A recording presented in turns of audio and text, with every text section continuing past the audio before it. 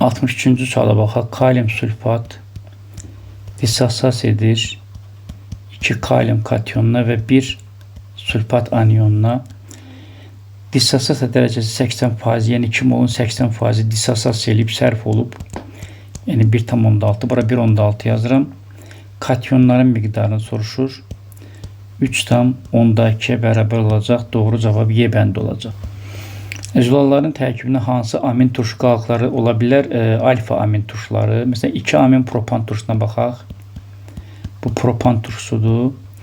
Bu da 2 amin, çünki karboksildən nömrələyirəm. Ancaq Yunan hərflərindən alfa COH-dan sonraki karbondur və NH2 də COH-dan sonraki karbonu, yəni alfa karbonuna birləşib. Ona görə bu zülalın tərkibinə daxildir.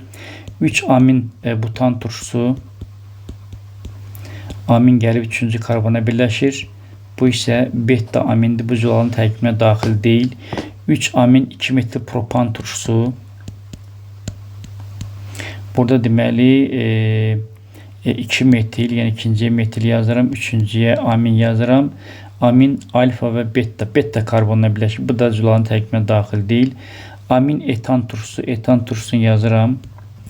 Və NH2 buradan da bura birləşəcək. Çünki karboksillə birləşmir və karboksildən sonraki karbon alfadır. Bu da zülalın tərkibinə daxildir. Doğru cavab 1,4 olacaq. 65-də D bəndi olacaq.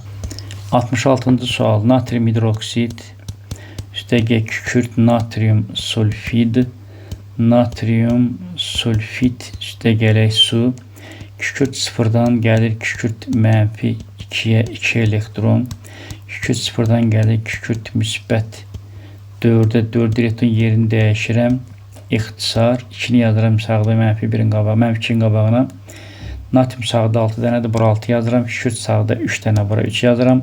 Hidrogen solda 6 dənə, bura 3 yazıram. Və burada yazıb ki, 108 qram su alınarsa aşağı yazıram 3 vurulsun 18. Alınan duzların ümumi molu, bu da 3. Bundan bu getdi ixtisara. 2-ni 3-ə vuranda 6 eləyəcək. Doğru cavab 66-da Y bəndi olacaq. 71-ci sualda həll olunmayan misal 250 qram bölü litre, yəni 1000 qram suda 250 qram həll olan var. Burada həll olan deməli burada A qramdır. Həll olan altına yazıram. Su da B qramdır. Burada bununla bu getdi ixtisara 4. B bərabərdir 4A. Deyib B bölünsün, A-nı tap, B-nin yerinə 4A yazıram. Bu da A, ixtisar 4-ə bərabərdir. Doğru cavab Y bəndi olacaq. 72-ci sual. Sadə efirin formulu karbon N HKN plus 2O bərabərdir 102.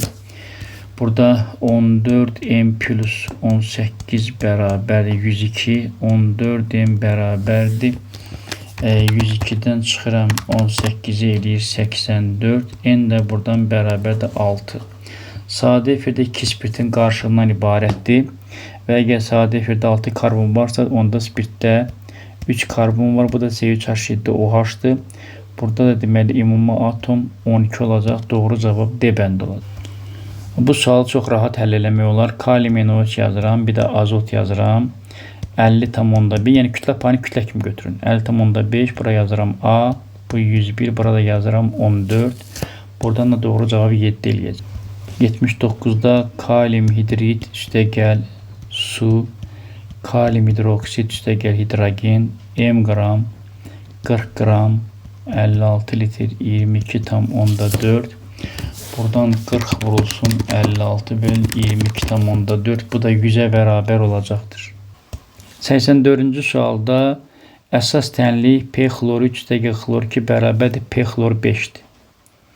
Və əsas tənlikdə P xloru 3 soldadır. Amma birinci tənliyə baxın sağdadır. Ona görə onun yerini dəyişirəm. P xloru 3 keçir sol tərəfə. Fosfor üstəgəl 1,5. Xlor keçir sağ tərəfə. Bu da olur mənfi 280. Çünki sağla sol yerini dəyişdi. Əsas tənlikdə P xlor 5 sağdadır. Bu da sağdadır. Buna əl vurmuram. P üstəgəl 2,5 xlor 2. P xlor 5. Bu da 367-dir. Həqiqətən tərəf-tərəfə toplayanda bu zaman deməli fosforlar gedir ixtisara. 2,5 xlor solda, 1,5 sağda tərəf-tərəfə toplanır. Onda 2,5 xlor 2-dən 1,5 çıxanda bir dənə xlor qalır. Bu da düzdür.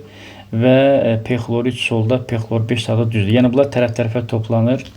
Bu zaman 367 ilə mənfi 280 toplanır. 367-dən 280 çıxanda doğru cavab müsbət 87 edəcək.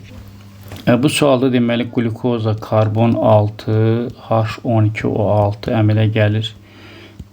Karbon 3, H7, COH, yaxud su, hidrogen və karbon dioksid.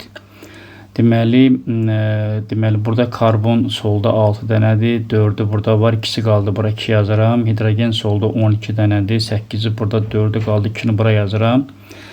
Və burada 89,6 litr qaz qarışıq alınıb. 89,6 burada yazaram. 89,6 çünki 4'ü 22 14'ü vuracam. M qram, bu da 88 eləyir. M buradan bərabər 88 qram. Yəni burada yağ turşusu 88 qramdır. Həmçinin burada çıxımı soruşur. Çıxım solda duran maddəyə aiddir. Kütləsi var. Çıxımı bilmirəm. Çıxımı mən x faiz götürürəm. Və buradan deməli həll eləyirəm. Deməli 720 vur x bölü 100. Yəni 720'nin 7,2 qısı sərf olub. 7,2 qıs bura yazaram 180. Bu 88. Buradan bunlar getdi ixtisara. Və 180'i 7,2 böləndə 25% eləyəcək. Deməli yağ turşusu 88, çıxım 25% olacaq. 89'da mangan O2 üstəgəl H xlor, mangan xlor 2, xlor 2 üstəgəl H2O, bura 4 yazaram, bura 2 yazaram. 72 qram su, bura yazaram 36. Mangan 2 xloridin deməli molu, bu 2 mol eləyəcək. Xlorun həcmi, bu da 44,8 edəcək. 90-cı sualda benzolun homologu karbon N, H2N-6'dır. Hibrid orbitalı benzol nüvəsi var orada. Orada 6 dənə karbon, 6'sı da sp2 vəziyyətindədir. sp2 3 deməkdir, alt tərəf üçün 18. N dənənin 6'sı sp2 gedirsə, N-6'sı sp3'ə gedir. Bunu da 4'ə vururam. 4'in çıx 24. Bu da 4N-6 eləyir. 4N-6 bərabərdir 3A-1. 4N bərabərdir 3A -1 plus 6. Buradan deməli 4N bərabərdir 3A plus 5 eləyəcək. Həmçinin sigma rabitə dedik ki, siklik birləşmələrdə ümumi atom ümumi sigmaya bərabər olacaq.